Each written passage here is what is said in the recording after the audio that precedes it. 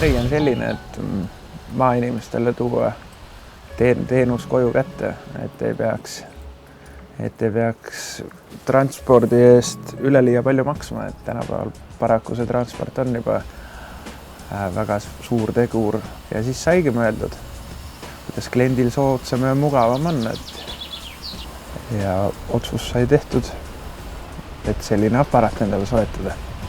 No kõige suurem eelis on see, et ta tuleb kliendi juurde koju või siis metsatoka juurde, et ma lähengi konkreetselt inimese juurde, sõidan palgihunniku kõrvale, krutin oma aparaadi loodi ja hakkan vuristama.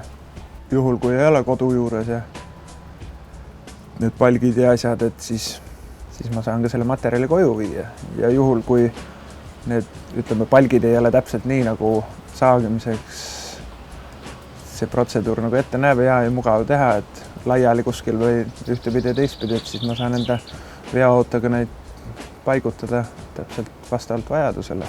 See saekaater peaks nagu olema sakslaste üks lipulaev.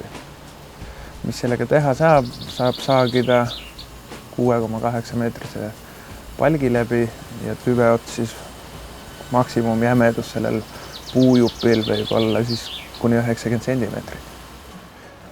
Ja alates siis meetrist pihta, et ühest meetrist kuni siis 6,8.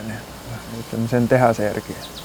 Aga rekord on 4 senti vähem kui 7 meetrit, et saab nikerdada küll, kui vaja. Selle saekaatri ülespanek ja loodimine, see läheb circa tund. Et oleneb natuke maastikus ka, et päris kuppelmaastikule ma ei roni ka, et kenduda vahele, et enam-vähem maastik on, et siis on tund. Ja siis on paigas, siis hakkab töö pihta.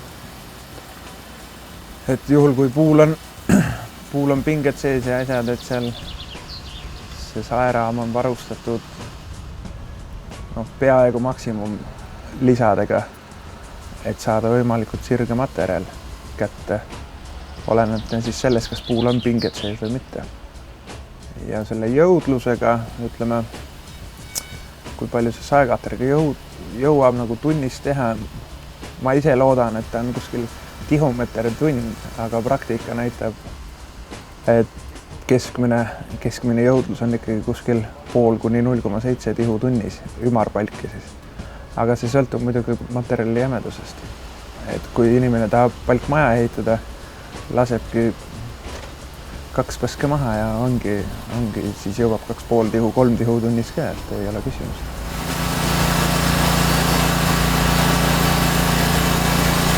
Ideaalis, kui inimene kasutab ära servamata lauad ja pinnalauad, need teeb küttaks, siis tal kadu on ainult saepuru ja mõistlik inimene paneb selle saepuru maasikapeenrale, et kadu on minimaalne.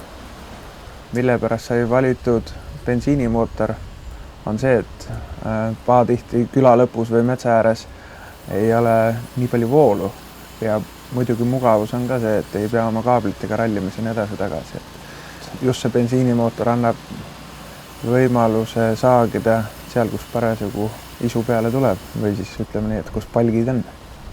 Saekaater lõikab siis igasugused puided, millel vähegi pikkust ja jämedust on, et mis on miinimumnõuded on see, et ladva poolt peaks olema 16 sentimeetrit läbimööt.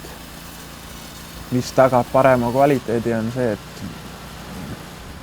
tal on suhteliselt lai lint võrreldes obimasinatega, et tema saelindi laius on 8 sentimeetrit ja see saelint on kõvasulema otstega, mis tagab võimalikult hea kvaliteedi. Peamiseks tööpiirkonnaks on ikkagi Saare maakond. Et valdav enamus aega ma veedan siin, aga ma olen ka käinud paar korda Hiiumaal ja ma arvan, et Läänemaaga ei ole liiga kaugel.